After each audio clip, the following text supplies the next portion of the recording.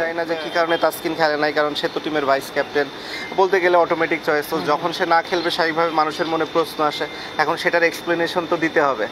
এখন সে কারণে বলেছে কিনা, যেই বলেছে আমি সেটা তো বলতে পারবো না। আপনি কি জানেন ওই দিনে কি ঘটেছিল? তাসকিন কি রাইট টাইমে ছিল বা তাসকিনকে আগের দিন বলা হয়েছিল? না, আসলে যেটা হয়েছিল যে টিমের বাস তো একটা সময়ে ছাড়ে, আর এটা আসলে ক্রিকেটের আমরা যারা প্লেয়ার আছি তাদের একটা রুলস, নর্মালি বাস কখনোই ওয়েট করে না।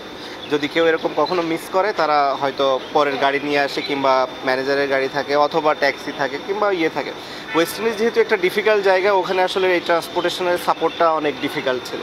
তো যখন তাসকিন আসলে পৌঁছেছিল মাঠে, অলমোস্ট টস হওয়ার হয়তো 5-10 মিনিট আগে, খুবই কাছাকাছি সময় আসলে।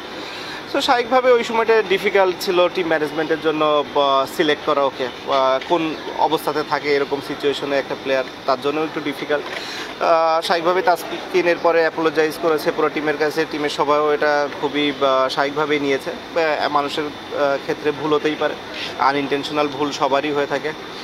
সো ও সেটা স্বীকার করেছে এবং তারপরে ওখানে এটা শেষ হয়ে গেছে। আমি ধরে নিলাম যে সাকিব আল হাসানি হয়তো একটু ঘুমিয়ে পড়েছেন, ওটা নানা কারণ। আমার টিম ম্যানেজমেন্ট হিসেবে তো আমার দায়িত্ব ছিল, আমি আপনাকে নক করে দিলাম। টিম ম্যানেজমেন্ট আমার যে ম্যানেজার, দেখুন এই জিনিসগুলো এরকম হয় না ক্রিকেটের রুলসে এইগুলো নাই, এরকম না যে আপনি এরকম যে ঘরের থেকে ডেকে পুরো টিম ওয়েট করে না, টিম কখনোই ওয়েট করে না, এটা কোথাও হয় না।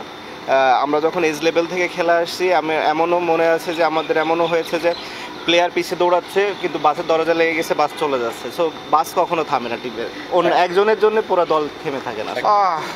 নিজের নিয়ে এখনও তেমন কোনো প্ল্যান নেই। এখন আপাতত প্ল্যান হচ্ছে যে দুইটা T20 টুর্নামেন্ট আছে আমার সামনে, একটা হচ্ছে MLC যেটার জন্য এখন যাচ্ছি, এবং এর পরপরই থাকবে হচ্ছে গ্লোবাল T20 যেটা কানাডাতে। পরপর এই দুটো টুর্নামেন্ট খেলি, দেখি আমার নিজের কী অবস্থা।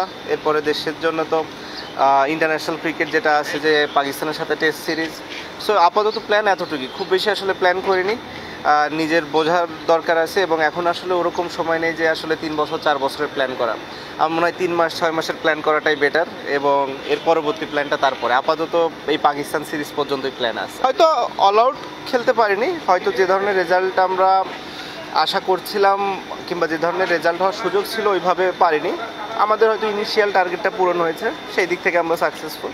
বাট আমাদের আসলে যে একটা অবস্থাতে ছিলাম, যে জায়গায় যাওয়ার সুযোগ ছিল, সেই জায়গাটাতে তো অবশ্যই আমরা যেতে পারিনি, সেটা আমাদের জন্য একটু হলেও হতাশাজনক। কি কারণে যেতে পারেনি? টিম প্ল্যানিংটা কি?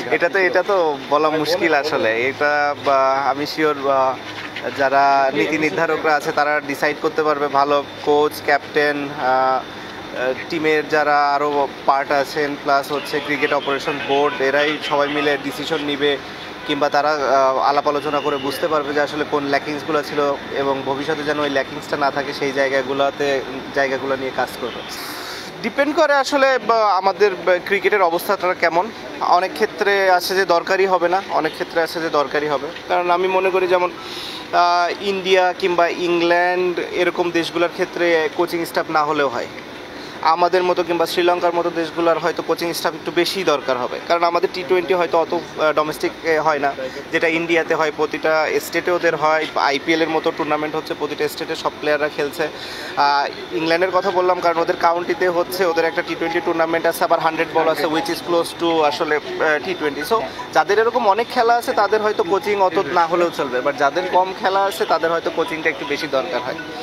আমার কাছে স্লিপ করলাম বলাটা ঠিক হবে না। যেটা হচ্ছে যে ডিফিকাল্ট ছিল ব্যাটসম্যানদের জন্য, যে জায়গাটাতে হয়তো আপনি যদি দেখেন যে আমি তো অন্তত নাম দেখিনি যেখানে একটা প্লেয়ার একদম কনসিস্টেন্টলি প্রতিটা ম্যাচ ভালো খেলেছে। অন্যান্য প্রতিটা ওয়ার্ল্ড কাপে 1 জন 2 জন 5 জন 10 জন ব্যাটসম্যান আছে যারা কনসিস্টেন্টলি ভালো খেলে। এই ওয়ার্ল্ড কাপে আমি সেটা দেখিনি, হয়তো 1 ম্যাচ 2 ম্যাচ খেলেছে, এবং ওইভাবে আসলে টিমগুলো জিতেছে। বোলিং সবাই ভালো করেছে, প্রতিটা টিমই ওভারঅল। ব্যাটিংটা হয়েছে যে যেদিন হয়তো পারফর্ম করেছে সেই ম্যাচটাকে জিতিয়ে নিয়েছে, কারণ যেহেতু বেশি বড় স্কোরের খেলা ছিল না, তো স্বাভাবিকভাবে 1 জন 2 জনের কন্ট্রিবিউশনে এই ম্যাচটা জেতা সম্ভব ছিল। তো আমরাও যে কটা জিতেছি হয়তো 1 জন 2 জনের কন্ট্রিবিউশন ভালো ছিল দেখে জিততে পেরেছে, আর যেগুলো জিতিনি হয়তো ওরকম বড় কন্ট্রিবিউশনটা কারো ছিল না। ইতিহাস গড়ার একটা হাতছানি মিস। হ্যাঁ, ওটা আমাদের জন্য একটা বড় আফসোস। আমি মনে করি এটা হতে পারলে আমাদের জন্য খুবই ভালো লাগতো, খুবই বড় একটা অ্যাচিভমেন্ট হতো। সেই জায়গা থেকে অবশ্যই আমাদের জন্য একটু হলেও দুঃখজনক।